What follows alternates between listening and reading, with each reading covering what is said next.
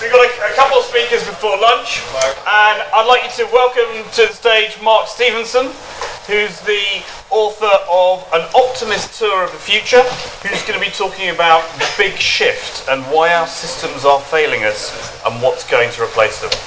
Mark.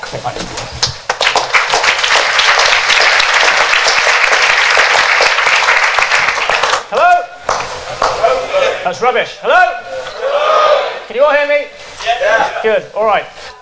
So I'm going to talk about the big shift, why our systems are failing us, because we're going through this big shift. But you could remove one letter from this title, and that could be the future that we have. Douglas Adams said there are three types of technology. There's a technology that's invented before you're born, which you do not think of as technology. It is just there. Papers, sewers, the internal combustion engine. We don't really think of these things as technologies, so we're fairly ambivalent about those. Technology invented before you're middle-aged. Very exciting. You can probably get a job out of it. Change the world. Mobile phones, internet, digital photography. Fantastic. Technology invented after you're 35, completely pointless, makes you angry. I love Douglas, he's very funny, but I think this is profound because most of the people who decide the strategic direction of a company or an organisation or a government are in that category. And most of the people they're trying to help are in that one. And that leads to what I call institutional bewilderment, which is where organisations look at new technology and go, not so much. Okay, and I'll give an example from my own life. I have my genome profile, I can log on, look at my disease risks. Turns out my arse is the weak link genetically. So average risk of getting prostate cancer for a white Northern European male before the age of 80, about 18%. I'm nearly double that. A couple of mutations on my genome. So I know this puts me into the same risk category as black guys. Black guys have a 2 to 3 times higher risk of getting prostate cancer in the UK. The NHS very sensibly encourages them to get some early tests. I go to my doctor, I show him my genetic data, I say, look, I've got the same risk profile, maybe I should get some early tests. What does my doctor say? She says, you do realise you're not black, Mr. Stevenson?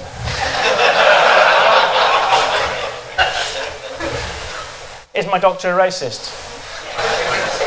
No, she's not a racist, but she wouldn't give me the test because I wasn't black. She's not a racist, but she's holding on to a system of thinking that doesn't make sense anymore in the light of new technology, and we're seeing that everywhere, which is problematic because, as you all know, the future is coming faster than we think. It takes 46 years for Americans to embrace electricity, just 7 for the World Wide Web.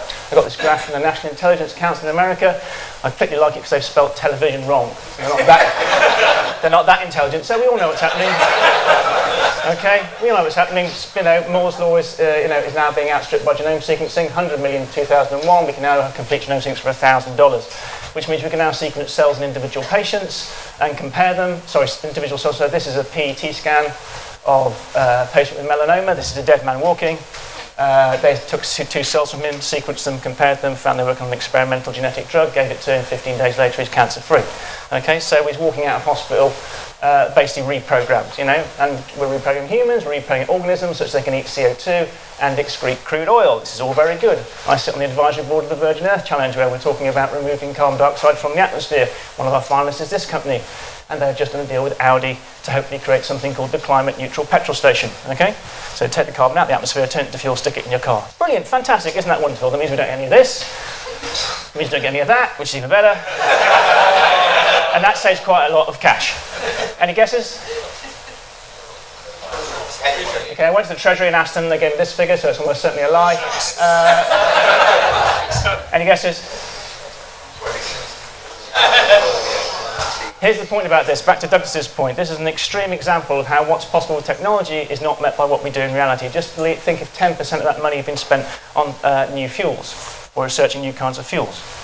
Okay, you wouldn't have had to go to war, which has some other, regardless of your political affiliations, has some other interesting consequences. So Simon was talking about solar. As we know, this top line adjusted for inflation, dropping by 5 to 6% per annum every year. Okay, installed base going by 150%. I've just come back from Brazil, where I was in the favelas. Back to Simon's point, this is a hacked energy grid. So back to his point about this stuff being incredibly dangerous. These guys are in the favelas, they can't afford electricity. So what they do is they go and find the official source, they stick a wire in, and then they cobble together this stuff, and it's incredibly dangerous, but it gets them power. They've even got their own street lights, which is quite nice. In 5 years' time, these guys will have their own solar power. which will change the economy of the favela, the economy of the city, and the economy of the nation. Okay, so all this stuff is coming. As you know, we have 3D printing, 3D printed car parts, 3D printed dresses, 3D printed body parts, 3D printed organs. And my favourite, I don't know if you've heard of this, Global Village construction set. Putting online now, open source, the designs of 50 different industrial machines, which is what they say are required to make a small, stable civilization with modern comforts.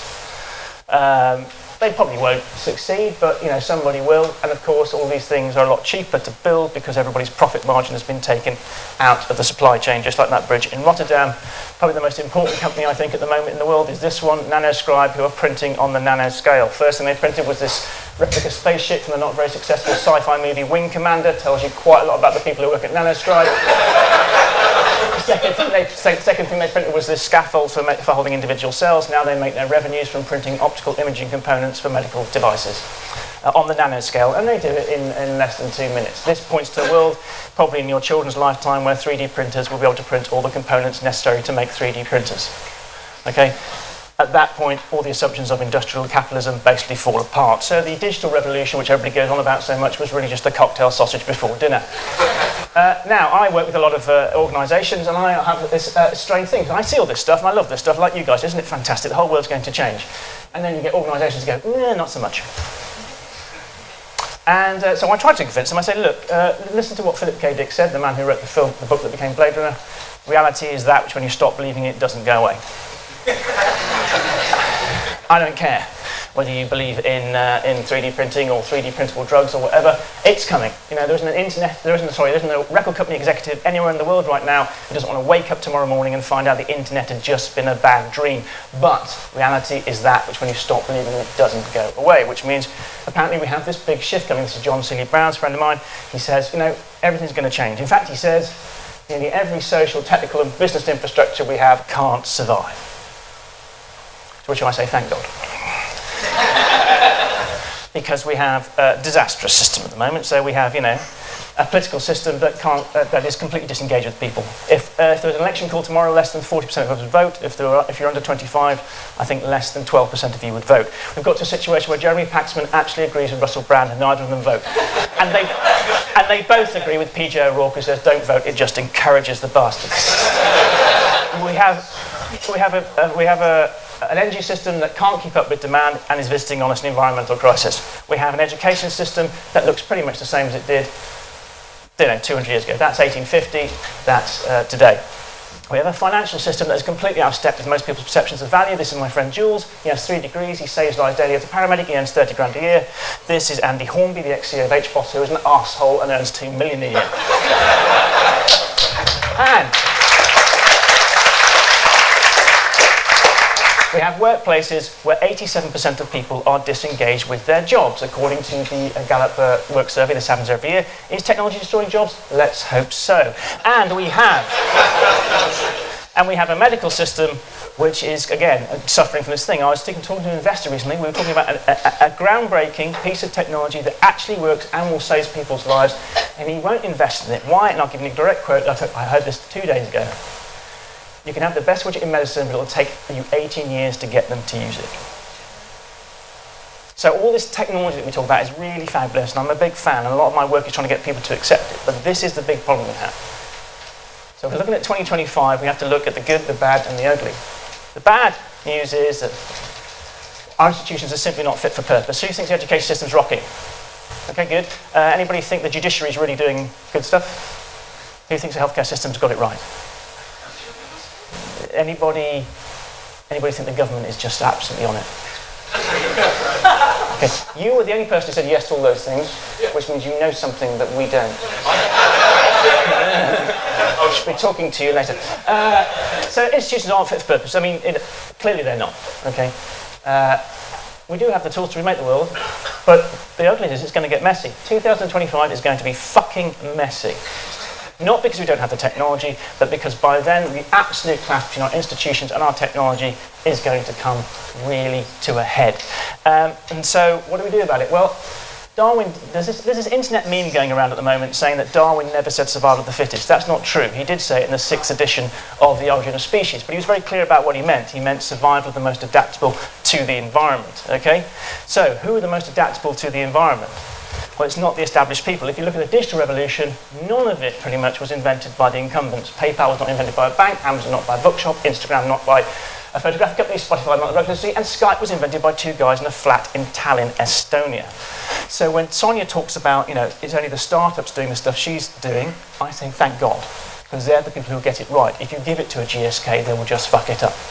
Okay? So where do we look for this new generation? Well, things like patients like me. This is an online data. This is people getting together who all suffer the same disease. They form communities. They start to exchange information. You can mine that data and all the data they're bringing together, and you can start to develop new treatments based around the crowdsourcing of information about particular diseases in particular places. Open source drug discovery just out of Delhi have just gone into the first human trials of a new drug for tuberculosis in 10 years. We sequenced the tuberculosis genome 10 years ago, and these guys have actually gone open source with a new drug. Okay? This is where we should be looking. Island of Samso, 4,000 people, has gone completely off-grid. Okay? And some of you have probably heard of Sugatra Mitra. He's coming up with this idea of the self-organised learning environment, a school in the cloud. I'm not saying any of these things are right or wrong, but these are the places where you will see the changes that we need. Because, when I hear a lot of futurists talk and a lot of business analysts talk, they're all going, yes, this stuff's going to happen. They talk about what should happen. And I always refer to Omar here, who's generally says amateur study strategy and professional study logistics. I can strategize all I fucking like about where genome sequencing should be going in terms of preventative healthcare, but very few people actually get out there and do the hard work implementing it. And there's a huge market in futurism for people saying, wouldn't it be wonderful if, and surely we will do this, won't we? Well, no, we won't. Okay? Unless we understand this point, which is from Gustave Le Bon, the great group theorist, wrote this in 1997, civilization is impossible without traditions. Of course, we all love our traditions, don't we? Okay? But progress is impossible without destruction of the traditions. The problem with that is, as Upton Sinclair said, it's very difficult to get somebody to hear about something new if their job depends on them not hearing it. And that is 89% of people. Okay, so if you want to understand how we're going to solve this problem, you have to read one book. Not mine. The Innovators Dilemma. This tells you why companies don't engage with new technology. Because what they do is they listen to their existing customers, and their existing customers don't want that technology because it's too new, and so they leave it to the startups, and the startups come and eat their lunch. I think trying to reform our institutions from the top down is probably the wrong way to go. This is a very boring book, by the way. It's not very well written. But it is profound, and it will only take you about 3 or 4 hours. But I think if I could recommend one book for everybody in this room, that will give you a reality check on the futurist stuff that we all talk about. Because as Juan Enriquez says, there will be whole nations who end up on the beach serving Mai Tais because they don't understand this stuff. And what's true for nations is true for organisations and for individuals. This is the war we have to fight. This is why you guys in this room are so important. In the next 20 years, we're going to have to fight not the technological war, that one will go on without us. It's the institutional war we need to fight. And if you're not engaged with that, then you're not being useful. What I do think, though, is what we're seeing is that if you looked at the digital revolution, I think the digital revolution is a bit like a trailer. Okay? And like a trailer, it tells you all the important things about the movie. Okay? So it told us that we are no longer just consumers of information, we could become publishers. So if you look at things like patients like me in the open source drug movement, then you can be a patient, but you can also become part of the research community. If you look at the revolutions we heard about in education earlier, from Rohit, for instance, you can become a student and a teacher. To Simon's point, you don't have to be just a consumer of energy anymore, you can be your own producer. And with the additive manufacturing and 3D printing we're seeing, you don't just have to be a consumer, you can also be a producer. So this big shift that my friend John Seeley Brown talks about, I don't think it is a big shift, I think it's a mass shuffle, where we're all going to have to start to get engaged with this, from the bottom up. Now that has an important implication ethically, which is something that both Franklin D. Roosevelt and Spiderman said, which is with great power comes great responsibility. And that means you. And that means you. It's not going to happen anywhere else. It's going to happen in your head and in your families and with your children. So as Rohit was saying, we really need to think about education. Because at the moment, our education system is not teaching our kids what's coming in the future. It's teaching them what happened in the past, which is why Michael Gove is literally the biggest disaster to happen to this country. Okay? I don't make that as a political point, I make it as an economic one. If you prioritise rote learning in a world where creativity is going to be the most essential skill, where these kids are going to have to invent their own jobs, then you can vaporise the sovereignty of a nation within 2 or 3 decades. And that's what he's trying to do. He doesn't realise it. So, to finish, sorry, that's all a bit depressing, is Viktor Frankl. Viktor Frankl, he wrote a great book called Man's Search for Meaning, another recommendation. He said, when we erected the Statue of Liberty on the East Coast, we forgot to erect the Statue of Responsibility on the West Coast. What I'm saying is, don't look to the government. You are the government. You have to become citizen and state. And the people in this room, because we're actually thinking about that, need to get more involved in institutional stuff than technological stuff. So to end with a bit of Chinese wisdom, when the winds of change blow, some people build walls, some people build windmills. I'd ask you all to be one of the windmills, and also let's applaud David for bringing some windmills together. Thank you very much for listening, and I hope you have the rest of the day.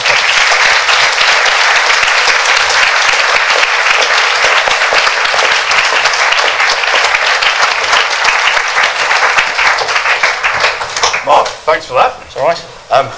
84 slides in 15 minutes. Very good.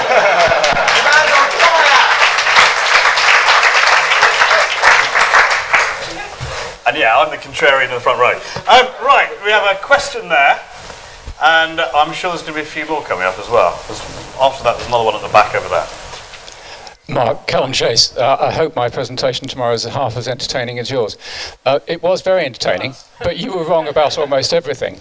And if you persuade us all, if you encourage the idea that everybody over 35 is an idiot, and that what we all need to be is very Russell Brand-esque left-wing and sneer at everybody else, you're not only going to be wrong, you're not only going to deny the enormous improvement in human life that's been caused by capitalism and by the Enlightenment and by technology in the last couple of 100 years, you're also going to ghettoise this discussion. You're going to alienate all of those, you call it 89%, whatever, all the people who don't know what's happening. You're going to alienate them, and we won't make any progress. Yes, I completely agree with you. I don't think I was making that point. If I did make that point to you, then I apologise. I'm apolitical, a-religious, and my point is the reason I write popular books and the reason the last book is becoming a TV series and the next one is precisely so we can engage those people. It's the reason I also run a learning consultancy, so we can work with kids to talk about these questions. So I was trying to play to, I think, a partisan crowd slightly, so because I wanted to make you all feel special. But I totally agree with you. So I'm afraid I can't answer your question because to me there isn't one. I'm absolutely completely in agreement with you. Gentleman at the back. Hi. My name is Franjo. I come from Yugoslavia, and from my life experience, we had a war in Yugoslavia in the 90s because the powers, people in power who didn't want to change the country, didn't want to progress, started a war, and in the process the country was destroyed, economy, a lot of people get killed, etc., etc. So my point is, how do you persuade people to actually join this shift, this change? Well, I think that's a great question. Oh, just finally to your point about the 35, just one thing I can say. When I did that 35 thing, that's a quote from Douglas Adams. I believe those are attitudes that can be exhibited at any level. So there are people who are under 35 who think old school. More so. I'm not saying everybody over 35 is an idiot, because I'm 43, so that how do you engage people? Well, for me, my training really is as a storyteller. And so I'm fascinated by culture and how you use music, technology, comedy, art to change those stories. I think you have to make these things immediate and here. So I'm wearing a Fitbit. This is to more for my health than any amount of genome sequencing data. Okay? I have a high risk of atrial fibrillation, which might happen when I'm 70. Which says I should exercise a lot more. Do I? No. My wife buys me this for Christmas, and it says, you Someone just lean on the light switch at the back. This makes me play a game with my neighbours, so it happens to immediate. So how do you make the future immediate? And I think that's why culture is so important. Dave's been putting some stuff about art. How do we use culture to put futurist stories, singularity stories, future healthcare stories into culture? So when I have a lot of problem with scientists, working at the cutting edge, and say it's not our job to tell stories. And I'm like, well, you know, there's a great African quote, which is if the lion doesn't tell his story, the hunter will. And you know, at the moment, you know, so what I say to those people is say, you know, when I'm sat with a whole bunch of scientists going, well, we don't tell stories because we're just, you know, I go, tell me who Yoda is. And they go, what? They just indulge me, and they go, well, Yoda is, you know, the Jedi Master. He's got this tall, he's green. He helped Luke Skywalker elevate the X-Wing. He's part of the Jedi Council. And I go, that's great. That's the imaginary puppet character from a movie that premiered in 1980. You can tell me more about him and his politics and his world than you can about your own job. Don't tell me stories aren't important. So that's why events like this are important, but really we must create a futurist culture, which we don't have at the moment, which is why I'm writing books and doing TV programs. That's my contribution. I don't know what yours is, but I encourage you to tell these stories when you leave here. And become a stand-up as well. Stand-up comedy is good. There is a futurist culture. There's two. The main one that is the most progressive in doing proactive, optimist type of self curiosity bending is quantified self. It's an international movement. It is about self-responsibility and quantifying yourself, and the bracelet that you're wearing is one of their products. So when we think about what can you do and to answer two of the questions, QS, quantified self, Google it, find it anywhere, and it's extremely transhumanist because it's all about being proactive and taking responsibility for yourself. And I wanted to say thank you for your last slide of the little girl, because up until then I was getting a little bit annoyed. Every single image was of another man and yet another man and yet another man. So please find some women to put in your slides. But thank you for that little girl. I'm not sure that was a question, but thank you for your contribution. There's a question here, but it's from the next speaker, so I'll leave the opportunity for the lady behind up there.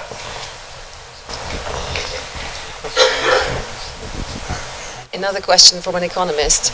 The power and resources are increasingly being... The power and resources are increasingly being concentrated in the hands of fewer and fewer people who have vested interest in defending the institutions as they are. Yep. How does your change mechanism going to penetrate that? I don't have a change mechanism. I'm saying there is a change mechanism, which is the democratization of power. So there was a lot of vested interest in, you know, the record companies and in Kodak and lots of other places. So back to Simon's point about you give people, and Bill Gates' point, if you give people energy, you give them the tools to do stuff. So I think it's about the democratization of power through technology. You don't have, you give power to people rather than have power over people, and we've seen that now. There is, you know, a massive gap. The gap between rich and poor in terms of life expectancy has done that. The gap between rich and poor in terms of access to information has done that. The gap between rich and poor in terms of other ways hasn't yet. But the good thing about these technologies that are coming is I think they change the definition of wealth and with the whole relationship of power. Because think about it, I work with quite a lot of wealth managers and investors, and when I'm with wealth managers are invariably boring people. They're all called Rupert. And I always say to them when I'm working with a bunch of wealth managers, you know, what's your definition of wealth? And they all say, what? I go, you're a wealth manager, you must have a definition. They go, nobody's ever asked us that question before. I go, well, I'm asking you. And they go, well, it's money. It's money. You know, the amount of money in our bank account, in our client's bank account goes up rather than down. We manage that. And I say, that's bullshit. Wealth is no more money than a set of musical notation is a Beatles song. What is wealth really? And if you ask anybody under the age of 15, they get it immediately. And I ask this question to 15-year-olds, they go, well, it's influence, isn't it? It's your ability to influence the world. Now, with great power, with these new democratized technologies, if by 2025, probably not, or 2045, I have my own 3D printer and my own bacterial fuel source and my own solar power, okay, your ability to influence me because the number in your bank account has done the same thing as happened with life expectancy and access to information. And that's my big hope, is that but with all these technologies, as Rohit was saying earlier, comes this mass responsibility. So that's why we need the consumerist culture that Natasha was talking about. So I think, we're on the right track, but we just have to keep in mind those ethics. That's your question. Quick last question from the gentleman over there. Hello, James Phillips from the Zeitgeist Movement. I just wondered whether you'd heard of it. I have now. Can you have a Zeitgeist Movement? Surely you should be much more ephemeral than that. Surely you should be a Zeitgeist moment. A follow-up question would be, what do you think is a decision-making apparatus or mechanism that could be promoted to obviate these problems you talk about? Oh God, there's so many people working on that. I think that what you're seeing is is the decision-making processes we have are quite bad. I mean, we wouldn't have the government system we have now if we had had the internet when we invented it. We're still using a government system from 1750. And what you are finding is that, when I'm doing research for my next book, which is called We Do Things Differently, which is about systems change. And you can find innovations in healthcare and education. They're hard to find. You can find people hacking hospitals and hacking schools and doing interesting things. When it comes to governance, you find very, very little. You find lots of talk about it. There's quantum theories of democracy, epistemological theories of democracy, quantum epistemological theories of democracy. Very few people doing that. I went down to Belo Horizonte in Brazil where they're doing participatory budgeting, where the populace decides on how to spend the city budget. It's great. They think it's fabulous. They invite me down. Isn't it wonderful? We're doing wonderful things. How much the city budget are they doing? 12%. I say, surely this will be 20% next year. They say, no. And you push and push and find out why, because when people start to decide for themselves, back to the lady's point about best interests, you don't need a political party to come with an ideological idea of how to do it. So they're actually trying to cut the participatory budget, even as they're saying it's the most amazing thing. But what you are finding is that towns are going off-grid. There are people starting to hack their own energy system. So what people are saying is that there's a democratic trilemma. The democratic trilemma is that a democratic system should have universal suffrage, in that everybody gets to vote, everybody's vote is equal, and we all have a reasonable and informed debate about the issues of the day. The problem is they're mutually exclusive. Everybody can vote, which is pretty much what we have here. Everybody's vote is equal, which is pretty much what we have here, until you try to have an informed debate. At which point, you can't. I'm fairly well read, but and lots of my friends are. But we couldn't have a rational debate about education today, defence tomorrow, healthcare the next day. It's just too hard. So experts come in, and all of a sudden they have more of a voice, and therefore the whole democratic system starts to fall apart because these things happen behind closed doors, and people make decisions that we don't like, and vested interests get in. What you are seeing is that people are now coding around that. As I say, they're saying, I don't know anything about healthcare, but I do know about energy, so I'm going to join transition towns, which is part of a transhumanist culture, and I'm going to move our town off grid. I don't know anything about energy, but I do know about healthcare, so I'm going to reboot the healthcare system over there. I know we're seeing examples of this. So I think the decision-making process is all of us to say, let's get involved with the thing that we can do and we know well. And I also run an organisation which is launching worldwide, as we're going to expand, called the League of Pragmatic Optimists, which is a group, which is a club in every town and city in the world for people who want to get involved in specific projects that they have knowledge about to make a better world. So I don't think there is a decision-making mechanism. I think there's one that needs to be present throughout culture, and that we all take responsibility. I'm going to get off now because I'm going on. Take a breath.